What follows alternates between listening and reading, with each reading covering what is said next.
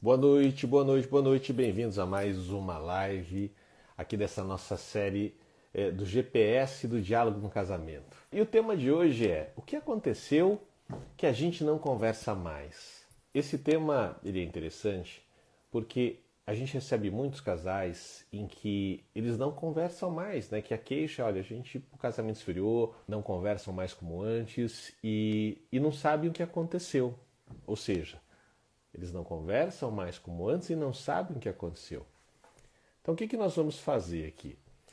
A gente vai trazer diversos motivos que levam um casal a não conversar mais, para que vocês possam ir refletindo se de alguma forma isso também aconteceu no seu relacionamento, né? E a gente vai, ao longo aqui dessa série de lives, falando sobre isso, porque, gente, são muitos motivos que podem levar um casal a não ter o mesmo diálogo que tinham antes. E esses motivos, gente, muitas vezes não são muitos motivos juntos, né? Eles vão se acumulando. Começam por um motivo e vão aumentando cada vez mais. Oi, amorzinho. Oiê! Tudo bem com você? Peraí, tudo bem, deixa eu acender a luz aqui que eu não acendi. Bom, amorzinho, eu já abri aqui, já disse para ele sobre o tema, né? E eu estava comentando aqui que muitos motivos levam os casais a terem um problema na conversa, né? E muitas vezes nem conversam mais. E quando vão conversar, acabam brigando, discutindo feio, enfim, não tem. Só falam das coisas necessárias e olha lá.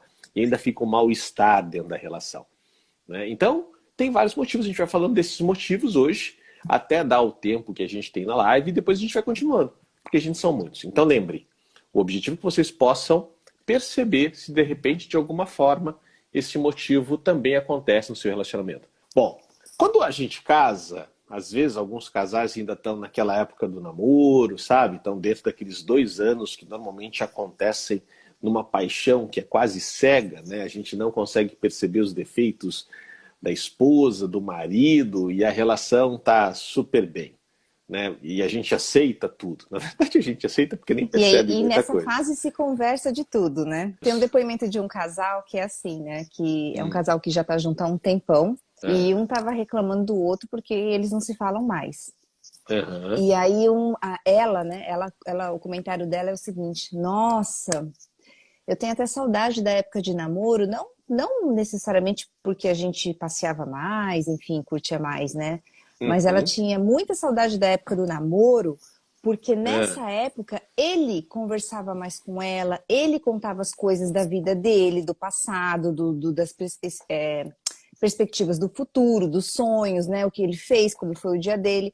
E aí, com o tempo, não falou mais, né? Então, o depoimento dela era: eu tenho muita saudade da época do namoro, porque foi uma época que eu conversava muito com ele. E isso se perdeu, e isso se acabou. uhum, Ou uhum. seja, nada tão estranho, nada tão assim distante, né? De muitos casais, que é a realidade de É, muitos casais que vivem junto, né?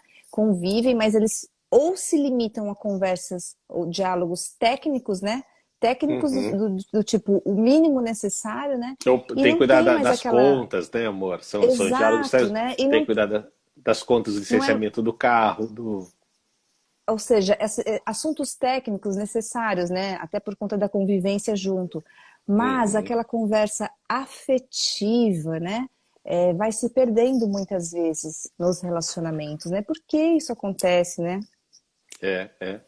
E é interessante quando você traz esse assunto, né, amor? O poder do encantamento. Na paixão, né, nós estamos encantados, né, encantados pela outra pessoa. Que muitas vezes a outra pessoa pelo qual nós estamos encantados não é uma figura imaginária real, mas nós estamos encantados. E esse encantamento faz você querer, naquele instante em que você está com a pessoa, ficar 100% com ela ou com ele. E essa intenção de querer estar 100% com a pessoa faz com que você exercite a sua capacidade de empatia, o seu querer bem, a sua compaixão. E isso acaba promovendo uma conversa bacana, gostosa. O seu coração sintoniza com o coração da outra pessoa nessa conversa. Vocês começam a respirar na mesma frequência, no mesmo ritmo, na mesma intensidade. E aí é tudo muito legal, é tudo muito gostoso. E tem aí alguns componentes que, se você trouxer de volta para sua relação, você consegue resgatar esse tipo de conversa, né? Obviamente que depois de um tempo em que o casal está desgastado, trazer esses componentes exige mais, mas é super possível. Mas antes da gente chegar nesse ponto, vamos lá para o tema de hoje, que é: o que aconteceu que a gente não conversa mais? Vamos falar de alguns motivos, Sandra? Bora lá? Vamos. A gente namora, casa, conversa, tá? Como a gente já falou, aí depois as coisas começam a surgir, né? O encantamento, ele vai se desfazendo, a gente começa a observar a nossa parceiro, nosso parceiro, de uma forma mais crítica, e os incômodos vão vindo. Um dos motivos que faz com que a conversa não exista mais: o desafio da convivência, né? Quer dizer, diferentes hábitos que começam a surgir.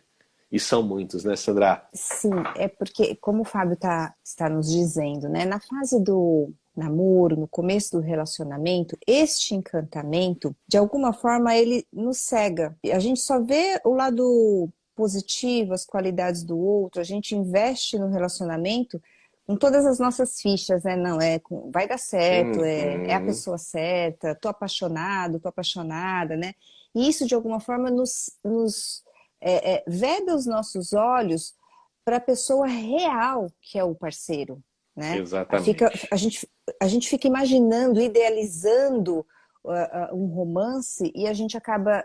Essa idealização nos impede de ver quem é a pessoa verdadeiramente, com os seus aspectos, qualidades, competências positivas, e também com os seus aspectos negativos, né? A gente não vê os aspectos negativos. E aí, nessa convivência, conforme o relacionamento continua nessa convivência, vem o desafio do dia a dia. E neste desafio do dia a dia, do convívio, este encantamento, na mesma proporção que o encantamento vai diminuindo, né? A gente vai enxergando cada vez mais a realidade. E os incômodos vão crescendo. E os incômodos vão... E aí a frustração também, porque a frustração que é fruto do tamanho do nosso encantamento inicial. E isso acontece com homens e mulheres, não é só mulher que é apaixonada e vê príncipe e vê que o cara é perfeito, não. Os homens também, né, quando estão apaixonados, muito envolvidos, acham a mulher ideal e acham que não vão se frustrar com essa mulher, né? Então isso acontece para ambos os lados. Vem a frustração e vem a realidade. Imagine o seguinte, né?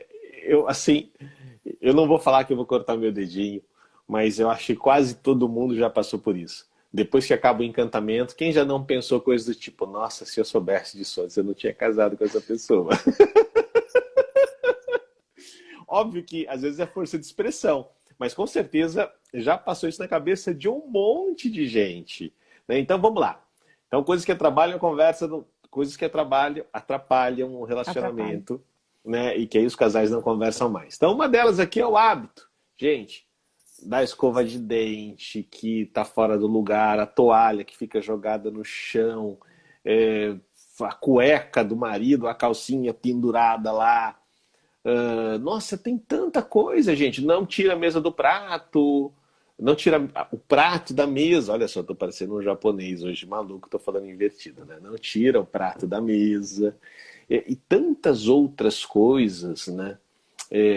Gente que não troca de meia, fica usando meia 1, 2, 3 vezes, aí depois disso é que troca meia. Se a gente for pensar, na vida de solteiro é diferente, né? De repente você está lá solteiro, tem que lavar roupa, o mundo mudou, você vivia sozinho, usava aquela mesma meia, marido, né? Tô falando para você, marido, usava aquela mesma meia um tempão. Agora não, agora você casou, você tem uma esposa linda do seu lado, né? Então é importante que você fique cheirosinho, bonitinho, limpinho.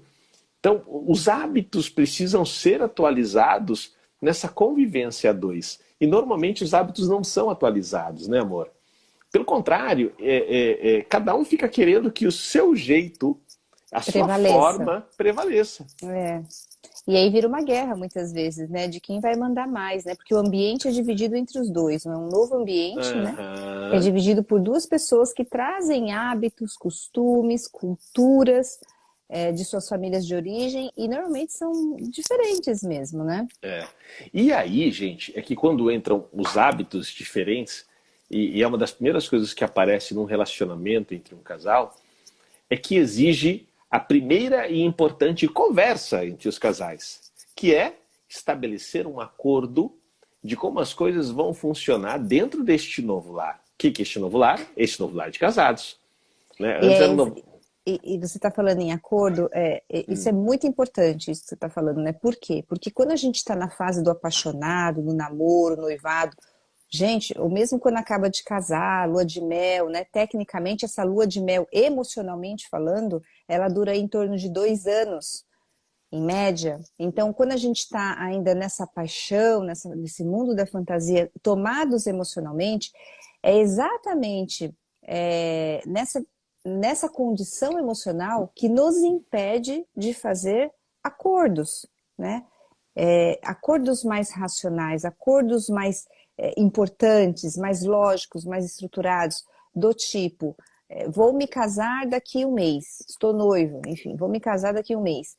Será que você já conversou com teu futuro marido, com tua futura esposa, sobre como é que vai ser a gestão financeira dessa família de vocês, né? Imagina, né? Normalmente Não não se fazem conversa, isso. a paixão não deixa, né? Porque a paixão, acho que a paixão, esse amor inicial, acha que tudo vai se resolver como um passe de mágica, né?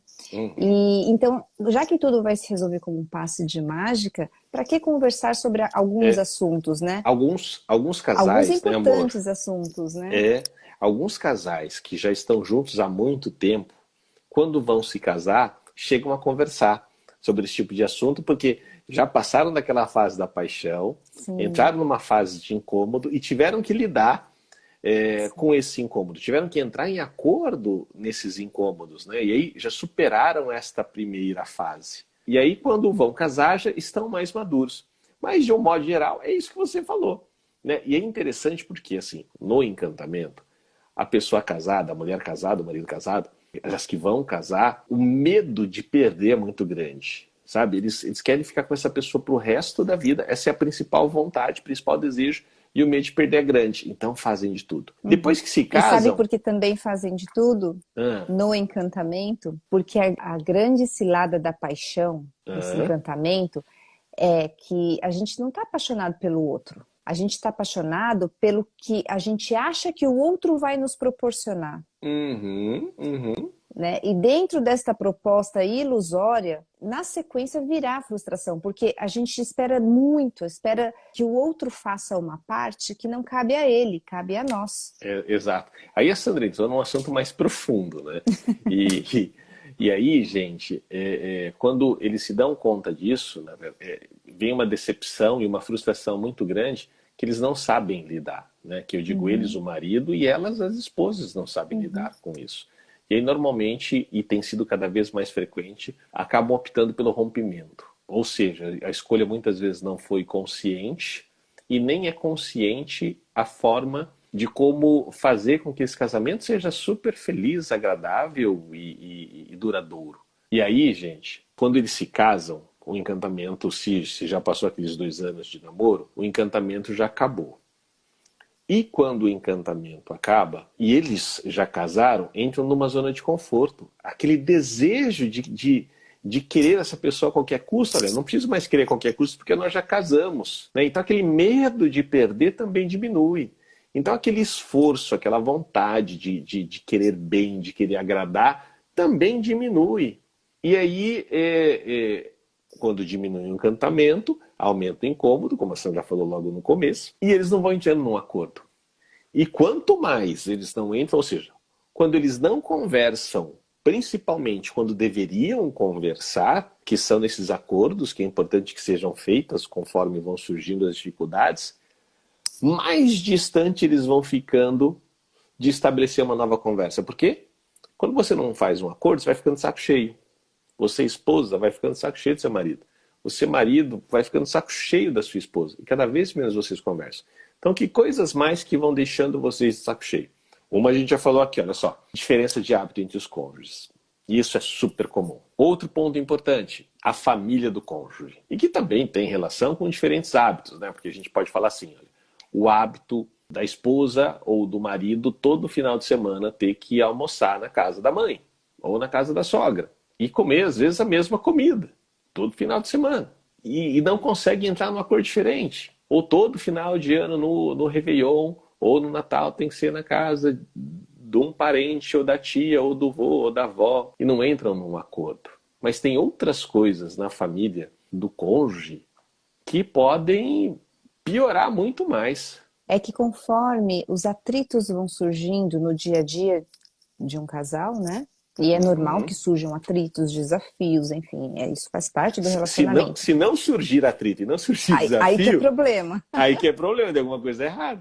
Então é normal surgirem os atritos, inclusive até uma certa dose de frustração, enfim. Conforme esses atritos vão surgindo, cresce também a necessidade de se conversar sobre eles, né? De colocar esse assunto à mesa. Esses são os assuntos importantes também. Só que existe uma dificuldade em trazer, muitas vezes, né, esses assuntos para serem conversados. É comum a gente ver, né, ambos, o homem, a mulher, enfim, o casal, eles já têm conceitos tão formados, né? Eles já têm uma opinião tão pré-estabelecida e uma posição, normalmente, de não ceder, né? E conversar sobre o assunto vai levar a determinados acordos. E acordos, de alguma forma, exigem que ambos cedam, né? Um pouco de cá e um pouco de lá. Então, existe uma rigidez, né? Não vamos conversar sobre por quê? Porque eu já sei que eu estou certo. Então, normalmente tem um posicionamento rígido, não vou nem conversar porque não vai adiantar. Ou não vou nem conversar porque eu estou certa e ela está errado, e ele está errado, né? Então, isso já é uma grande barreira para começar a gerar uma consequência que é muito grave, que é começar a estocar os assuntos importantes. E aí vai acontecer. E aliás, gente, ó, a gente que não já são trouxe conversados, né? que não são conversados, né, amor? A gente já trouxe aqui logo de cara a família do cônjuge. E, gente, esse é o assunto que dá pra gente falar 10 lives sobre a família do cônjuge. Então, inclusive esse tema, né? A família do outro é um dos 4 assuntos de atrito que mais é trazido na terapia de casal, né? Os assuntos assim que são assuntos perigosos mesmo, assim, explosivos, né? E um deles é a família do outro. É muito comum. E a Sandra falou agora há pouco também sobre as opiniões formadas enrijecidas. E, gente, não existe opinião, ou melhor, vamos trocar o não existe por é muito forte a rigidez das opiniões formadas de cada pessoa a respeito de sua família. Sejam elas opiniões boas ou opiniões ruins. E sempre que um dos cônjuges ele vai confrontar essas opiniões, tende a provocar um desgaste grande na relação. Esse desgaste muitas vezes pode não ser sentido na conversa, mas é um desgaste que vai acumulando. Porque como isso não vai entrando em acordo, que nem a Sandra disse, aí isso aí vai sendo estocado e vai se tornando uma bomba relógio, né? Então, uma hora ela vai explodir. É uma questão de tempo, né? Aí esta explosão tende a fazer com que depois os casais se afastem ainda mais e vão parando cada vez mais de conversar, né? E a conversa vai sumindo entre o casal, vai esfriando aí. E, gente, ó, quando não tem conversa, casamento sem conversa diminui a admiração um pelo outro, casamento sem conversa diminui a paixão de um pelo outro, casamento sem conversa diminui o desejo, né, libido de um pelo outro, né? Aí, normalmente são os casais que eles deixam de fazer amor e só fazem sexo. O quanto a conversa ela é importante num relacionamento? Eu diria que a conversa é um dos pilares, existem outros, mas é um dos pilares de grande importância para sustentar uma relação. Né? E é interessante porque quando a gente fala de conversar, nós não somos treinados em como conversar com a outra pessoa, muito menos com a nossa esposa ou com o nosso marido. Né? Normalmente nós aprendemos a conversar conforme nós vamos modelando a forma dos nossos pais conversarem entre si e com as outras pessoas. Né? E é super interessante, dependendo da família de orientais, quem está aqui talvez já tenha assistido, ou quem vai assistir depois, já tenha visto um filme de samurai. Se você não viu, um dia assiste só para entender o que eu estou falando. Vocês já viram o homem daquela época, dos samurais, como eles falavam? Né? Se eu fosse um samurai falando em português com a esposa, seria assim: Vai fazer a janta que eu tô com fome. Põe no prato. Tira do prato. Vou dormir. Essa sua encenação me fez lembrar um político aí. Ah, é verdade, né? A voz ficou estranha. Mas não vamos entrar nesse mérito, amor. E aí, Mas foi e, boa, e, muito boa. e algumas mulheres, é incrível, né? Porque algumas mulheres, elas falam como os pais falavam, mesmo sendo mulher. Isso já nessa geração aqui, sei lá, dos meus avós, até dos meus tios, né? Mas se perpetua nos filhos e netos. Como conviviam com os pais, né? Imagina o seguinte, muitos japoneses vieram para cá, emigraram para o Brasil e trabalharam na roça. E naquela época era comum eles terem bastante filhos para ajudarem na roça. E não importa se era um homem ou mulher, iam trabalhar na roça do mesmo jeito, lidavam com o pai. E o pai japonês falando sempre de uma forma bruta. E detalhe, a mãe japonesa quase não falava. Era como se fosse, sim, senhor, vou fazer, farei, já fiz. Então, era assim.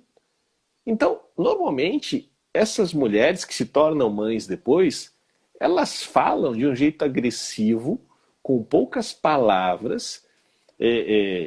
Então, assim, nós que somos, embora eu tenha esse olhinho puxado, eu tenho um jeito mais latino de conversar, né? A Sandra, bastante, até pela descendência dela, né? Super amorosa, a gente tem um jeito mais amoroso, um jeito mais acolhedor de falar. Mas você imagina você ser educado por uma mãe que fala pouco e que parece, dentro da nossa cultura, uma mulher grossa falando e falando de um jeito áspero, né? Firme, duro, deselegante muitas vezes. Senta lá, vai lá para lá, vai fazer não sei o quê. Gente, não é assim, né? E aí, como que rola uma comunicação desse jeito? É assim que o filho aprende, assim que a filha aprende, assim que eles vão se portar no mundo. Se uma mãe que não falava, um pai que só poucas palavras, rígido, ríspido, aí a mãe que só obedecia, e depois, quer dizer, falando de vovó, depois a mãe também fala pouco, assertiva, meio... não vai saber conversar com o mundo, né? Não vai saber colocar uma ideia, influenciar pessoas, né? Atrair pessoas, fazer um pitch de vendas. Não vai rolar, não vai virar. Então nós não fomos treinados. E era super importante que todas as pessoas fossem treinadas a saber ter uma boa conversa. E saber conversar, gente, parece simples para quem fala às vezes demais.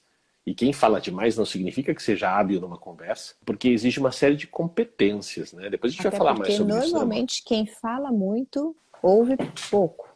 Ouve pouco, tem até E aquele a ditado boa antigo, né? conversa, e a boa Nós temos duas conversa, orelhas e né? uma boca. Isso, a boa conversa, ela necessariamente envolve o falar, mas envolve também o ouvir, o acolher o que o outro tem para dizer. E este acolher o que o outro está dizendo parece muito simples, né, gente? Mas na verdade é um exercício, é uma técnica de abrir mão de um pré-julgamento, de abrir pré-julgamento do outro, né? De abrir mão, talvez todos aqui já tenham passado e passam por situações assim, quando você está conversando com alguém, não precisa ser seu parceiro, pode ser um amigo, uma amiga, você está conversando com alguém sobre determinado assunto, e quando você escuta o que o outro está te falando, enquanto ele fala, a sua cabeça não para. Você já vai deduzindo até o final da história. A pessoa nem contou o final da história, mas na sua mente, você com você mesmo já imagina todas as possibilidades do final dessa história. E isso não é o ouvir, o verdadeiro ouvir, né? Porque você já está até apressando a história do outro, né? Existe um pré-julgamento da história do outro aí, né? Do final da história do outro, neste exemplo. Então, a comunicação, na verdade, ela nós não, geralmente, nós não aprendemos, né, como nos comunicar adequadamente com as pessoas, né? E aí a gente leva essa falta de treino, vamos chamar assim, para o nosso relacionamento, para o nosso casamento, e aí quando a gente não sabe fazer, o que a gente normalmente faz? A gente foge, né? Ah, eu não sei dançar. Eu não sei dançar, e se me colocarem numa pista de dança, o que eu vou fazer? Eu vou sair de fininho. Ah, eu não sei cantar. Se me colocarem um microfone no karaokê, o que eu vou fazer? Eu vou passar para o outro. Ah, eu não sei conversar. O que eu vou fazer se eu precisar conversar? Eu vou ficar quietinho. Eu É. não vou nem tocar no assunto, né? Uhum. Então, a comunicação, ela exige, é uma técnica, na verdade, que pode ser aprendida. A gente não aprendeu lá atrás, mas a gente pode aprender a qualquer momento, né? E é um exercício de amadurecimento, inclusive, porque quando a gente está aberto para ouvir verdadeiramente o outro, né? Isso é um exercício do nosso amadurecimento, de acolher o que o outro diz sem esses pré-julgamentos, né? É. Mas esse mês ainda, a gente vai fazer uma sequência de aulas grátis, no qual a gente vai compartilhar com vocês a metodologia DAE, que nós criamos, né? O que é essa metodologia? É um método para o diálogo afetivo e E efetivo. efetivo. E então a gente vai mostrar uma série de técnicas, né, e de Uhum. questões específicas que promovem o diálogo afetivo e efetivo. Uhum. Né? Então, não adianta ser um diálogo afetivo se ele não for efetivo. Uhum. Ah, Sam, por que é isso? Vocês fiquem atentos que vocês vão entender um pouquinho mais. A gente vai falar mais sobre isso. O Né? E ideal é que a aí, gente tenha os dois, né? sempre, sempre, sempre, sempre. E A nós não afetividade na aprendemos conversa além da efetividade. Mas isso não é para essa exatamente. live. Exatamente. E as pessoas. E tem muita gente que não sabe, aliás, a grande maioria não sabe o que é um diálogo efetivo. Sabem o que é um diálogo ou têm ideia do que é um diálogo afetivo. Né? Agora, é importante que o diálogo construa, que o diálogo promova, que o diálogo gere algo. Né? Óbvio, né? Com o tempo, você vai. Não que você sempre precise ter um diálogo efetivo, a ideia é que você viva num diálogo fluido também. Mas a maior parte do tempo é importante que ele seja efetivo. Vocês vão entender mais. Bom, gente, o outro motivo, tarefas e responsabilidades da casa e financeiras. Gente, Esse é o isso dá um. assunto que os casais correm, né? Nossa, dá um quebra-pau Cada um danado, quer né? fazer do seu jeito e o jeito de cada um é sempre o mais certo. E mais uma vez, não combinam como serão as coisas. Não, não tem acordo nenhum. Nem acordo nenhum. Então é super importante, de novo, que vocês entrem no acordo, não estoquem assuntos importantes. E tudo que necessita de um acordo são assuntos de extrema importância. Outro ponto, prioridades distintas. Isso aqui da separação forte e rápida. Nós temos casais que já se separaram porque o marido ele priorizou uma meta profissional e essa meta profissional ia tomá-lo durante 4 anos intensamente. E depois isso ia promover um benefício e uma estabilidade financeira muito grande para o casal. Mas essa não era a prioridade da esposa. Né? E a esposa ia ter que abrir mão de algumas questões no relacionamento íntimo, inclusive, para que isso acontecesse. A esposa não se posicionou, a esposa não conversou, ela, ou seja, estocou um assunto importante. E o que aconteceu? Após a conquista da meta profissional, o casal acabou se separando. Né? Então, prioridades distintas. Tudo Inclusive, bem. essa questão da prioridade é tão importante. A gente vê casais que não conversaram, não entraram em acordos com temas essenciais, temas que, se não forem conversados, fatalmente vai levar à separação. Temas do tipo Uhum. assim: casal começou, tá junto, vai ter filho, não vai, quando vai ter, né? Carreira, como que vai ser, como que concilia a carreira desse casal, é no mesmo lugar, é na mesma cidade, como é que é o tempo, como é que vai ser o tempo de lazer, como é que vai ser o tempo de curtição desse casal. Então, assim, são assuntos tão essenciais que não são conversados, né? E aí, A cada prioridade é um o casal, né, amor? A prioridade é o casal que acaba de ter filhos, ou são os filhos. A prioridade são os pais. A prioridade é o sogro e a sogra. A prioridade é a vida profissional, né? E um casal que não tem seus acordos claros, que não tem seus acordos enquanto casal definidos, né? Eles são levados como se fosse assim, conforme bate o vento, eles são levados, eles são conduzidos, porque eles não estão no comando da relação. E isso é muito grave, quando eles não estão no comando da relação, eles se perdem facilmente. Gente, então, ó, guardem isso que a Sandra falou, é de extrema importância. Os casais que não entram em acordo nas prioridades, eles não ficam no comando, né? No comando da relação. Eles estão no comando sobre suas prioridades, mas não no comando da relação. E aí a Não é no relação comando do outro, né? Porque a gente, mais uma vez, né? A gente gosta sempre de falar e repetir. Todo casal é feito de 3 partes, né? Então tem o eu, o você e o nós. Na parte do nós tem que ter acordos claros e definidos, né? Então não é o controle do outro, mas é o comando, o controle da nossa relação. Como que vai ser, como que vão ser esses acordos? É legal para você assim que está assistindo, que vocês percebam quantas vezes a gente já falou da palavra acordo, né? A cada ponto que promove a falta de conversa ou o fim da conversa entre os casais, nós sempre colocamos que se houvesse o acordo antecipadamente, ou seja, se esse assunto é importante não tivesse sido estocado, não teria chegado a este ponto. Prioridades distintas está junto com a falta de diálogo entre os top 5 pontos que promovem a separação, né? E óbvio, né? Prioridades distintas, sinal que não foi dialogado, que não foi conversado, né? Porque se tivesse sido conversado, as prioridades não seriam distintas. Tudo bem ter prioridades distintas, mas vocês entrariam num acordo. Quais vocês priorizariam enquanto casal? Esse é o grande lance. E, gente, isso é muito, muito, muito importante. Se não for feito na relação, tende a dar muito ruim, né, amor? Bora lá. Sim, Próximo. Diferenças culturais. Gente, isso também faz pegar fogo. Imagine o seguinte, diferenças culturais e diferenças culturais impactam nos hábitos, impactam nas prioridades, impactam na forma de conversar, impactam em se conversa muito, se conversa pouco, impacta em tanta coisa, impacta na criação dos filhos, impacta, que a gente vai falar depois, que é um dos pontos que também, que quando não acordado, acaba com a conversa entre os casais. Imagine o seguinte, como seria a relação entre uma italiana e um chinês? Gente, eu sou descendente de japonês, tá?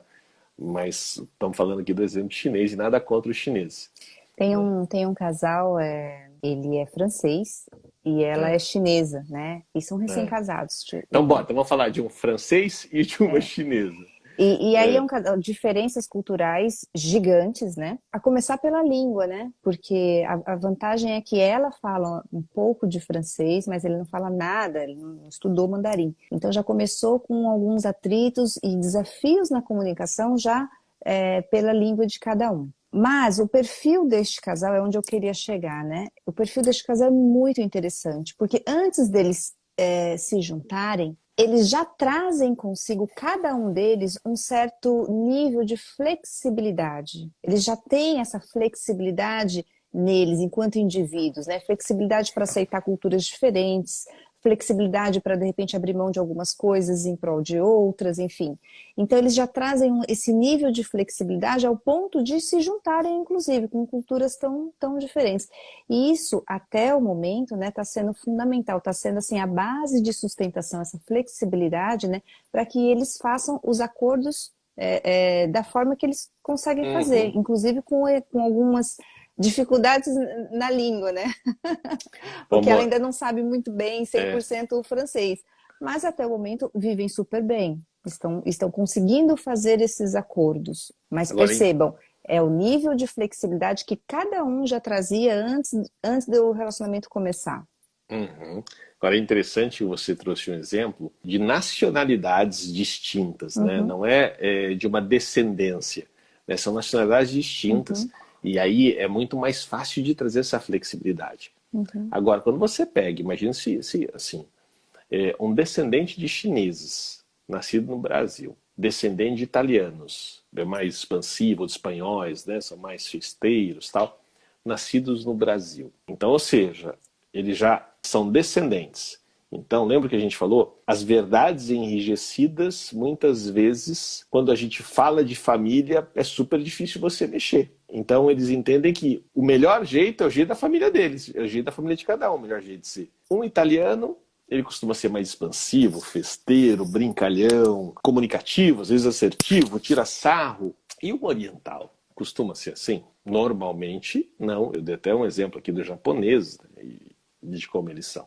Né? O chinês não é muito diferente do japonês. Gente, vai dar certo isso? Não vai dar. Então vamos mudar, em vez de chinês vai ser um japonês. Aí o marido é chinês e a esposa é italiana. A esposa vai querer comer um macarrão e o marido vai querer comer um sashimi. Aniversário do marido, sashimi. E vamos supor que a esposa não goste. Ela até vai concordar. Até a esposa flexibilizar e aprender a comida japonesa, vai demorar um pouquinho. E o japonês, que só comia yakisoba com o macarrão na sopa quente, sopa fria. Aí de repente vai comer um macarrão com molho vermelho e com linguiça calabresa. Pode ser que não goste. Né? Então olha como são as coisas. A esposa descendente italiano vai querer falar, fazer uma grande festa. O marido vai querer algo menorzinho, mais discreto, pela descendência de como era. A esposa vai querer pratos elegantes e o marido vai querer, de repente, comer como comia lá no sítio, né, que os avós plantadores colocavam porco na lata. Vocês percebem que aí, de novo, é necessário entrar num acordo. Né? Porque até os assuntos para serem conversados vão ser muito distantes.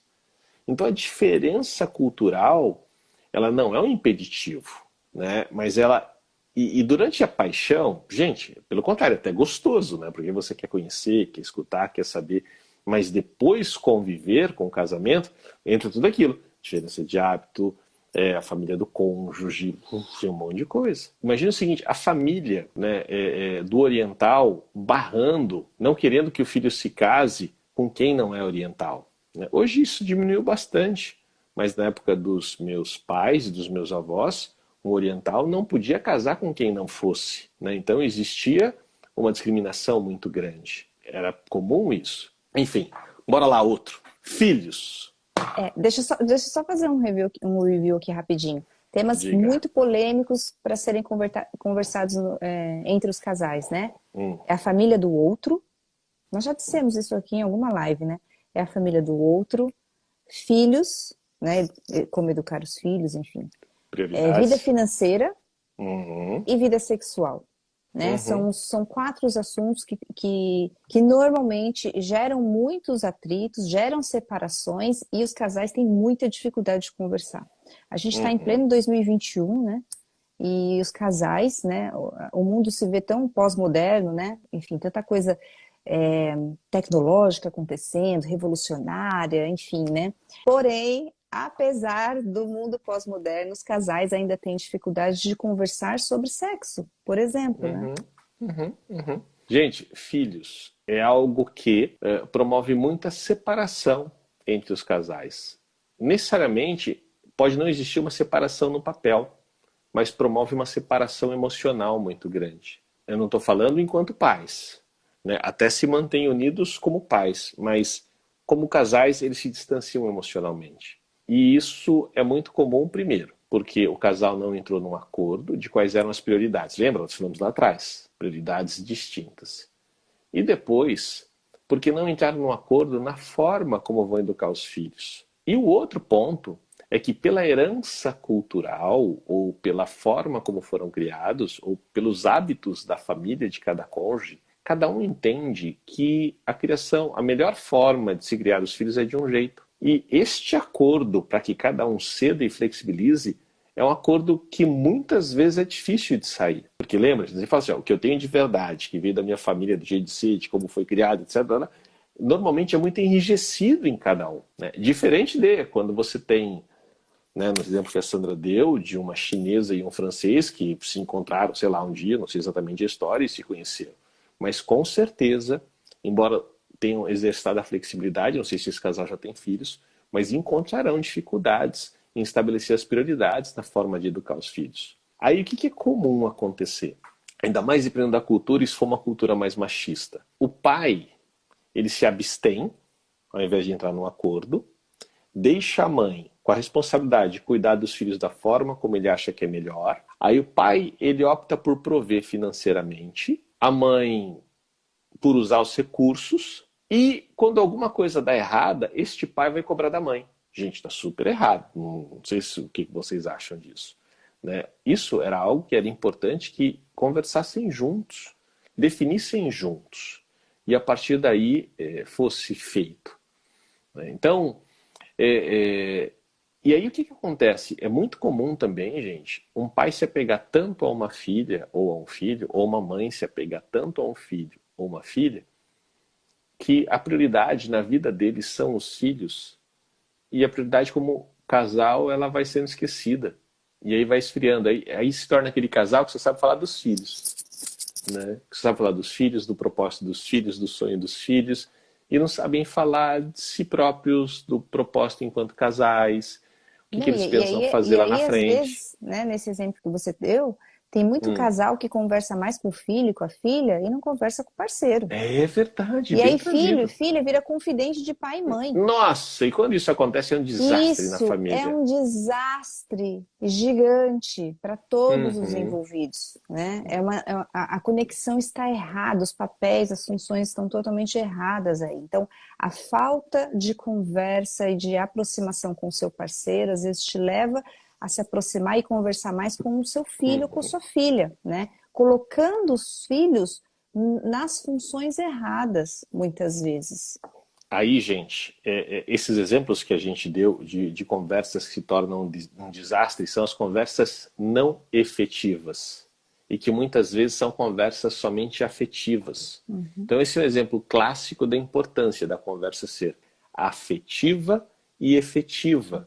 E para uma conversa ser afetiva e efetiva, é importante que você, esposa, você, marido, aumentem o seu repertório a respeito do ser humano, a respeito de tudo que envolve o seu relacionamento, a respeito de tudo que envolve a sua família, né? Que você conheça mais, que você tome mais consciência do momento em que vivemos para que vocês possam estabelecer um acordo que seja bom, que seja afetivo e que seja efetivo. Né, amor? Sim. Bom, e bora pro sexo? Já que está aí também entre os top 5, né? Quantos casais conversam sobre sexo? O que a gente repara nos casais é que normalmente não existe uma conversa, existe uma discussão que não se conclui. Não estou falando que isso acontece com todo mundo. Mas aqueles casais que se separam por isso é justamente uma discussão que não se conclui. E por qual motivo não se conclui, não chegam ao fim, não chegam num acordo? A Sandra já deu aqui algumas dicas. Falta de flexibilidade, diferenças culturais, diferenças em suas crenças, falta de empatia, sabe? Às vezes, traumas emocionais que a pessoa não tem, não é nem coragem, tá, gente? Não tem uma condição emocional de compartilhar e que vai promovendo tudo isso. Uma crença a respeito do sexo distorcida, falta de entendimento do outro, vale tanto para a esposa quanto para o homem. Isso vai promovendo esse tipo de situação. Então, gente, olha só quantas situações nós temos que promovem a falta de conversa entre os casais. E Né, amor? especificamente no tema, quando o tema é sexo entre os casais, né? Sexo entre o casal, a gente vê. Boa correção. Vamos corrigir. Existem dois extremos, né? Um envolve ainda muito tabu em relação a sexo, né? Aquilo que eu disse. A gente está no mundo pós-moderno, mas ainda tem algumas coisas ainda tão não conversadas ou mal conversadas, né? E o assunto sexo é um deles, né? Então existe ainda muito tabu, porque não aprendemos a conversar sobre na escola, na família, né? E a gente traz todo esse não saber conversar sobre sexo, a gente leva isso para os nossos relacionamentos, né? Então, esse é um extremo. O outro extremo em relação a sexo é aquela posição de que sou seguro demais na minha vida sexual, sei o que eu quero, né? A gente vê, assim, já pessoas bem posicionadas nesse sentido, sei o que eu quero, sei de como eu gosto e como eu não gosto, sexualmente falando. Isso é muito positivo, ok, que bom que você sabe se posicionar e tem clareza do que você quer. Mas aonde a gente vê que existe um gap aí, existe uma falha, é que a pessoa só se vê, né? E sexo é uma troca, né? Acima de tudo é uma troca. Aliás, é a falha A mais pessoa comum, não né, vê amor? o parceiro, o outro, o parceiro sexual mesmo, né? Ela só é uma busca de apenas uma satisfação apenas dela. E E o o outro inverso fica também. num secundário bem distante, sabe? Se ele aproveitou ou se ela aproveitou, que bom, se não aproveitou, é indiferente. Então são dois extremos que este assunto sexo acaba corroendo bastante, né? A relação do casal. E o inverso também acontece bastante, né, amor?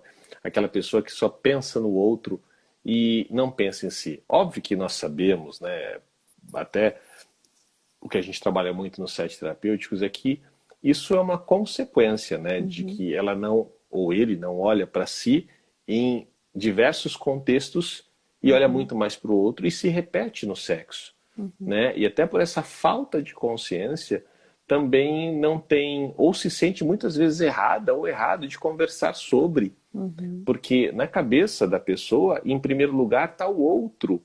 E em algumas vezes isso é verdade, outras vezes não. Outras vezes... E aí são as nossas as famosas crenças limitantes, né? Crenças limitantes e destrutivas muitas vezes, né? Que nos Exatamente. levam a ter comportamentos não satisfatórios. Exatamente. Bom, gente, hoje a gente colocou aqui, então, algumas coisas que levam os casais a não conversarem mais, e tem muito mais para falarmos. Lembrem-se que a gente foi colocando já alguns pontos importantes que podem Vamos retomar? ajudar a resolver essas questões. Primeiro ponto, não estoquem conversas importantes. Todo incômodo entre o casal é importante que seja conversado e é importante que entrem num acordo. Acho que a gente vai patentear esse clichê, né, amor? É assunto importante, estocado, casamento furado. Exatamente, exatamente. Né? Então, estabeleçam esses acordos. Tá? Então, esse é um outro ponto. Próximo ponto, ser flexível. Né? Flexibilizar. Próximo ponto, conhecer mais sobre o mundo em que a gente vive, sobre o outro, sobre o jeito de ser do ser humano. Estude mais como educar seus filhos. Busque mais conhecimento de como uma relação pode dar certo. Busque mais conhecimento de como estabelecer acordos. Busque mais conhecimento de como ter uma conversa melhor, mais produtiva, mais afetiva, né? Ou uma conversa afetiva e efetiva.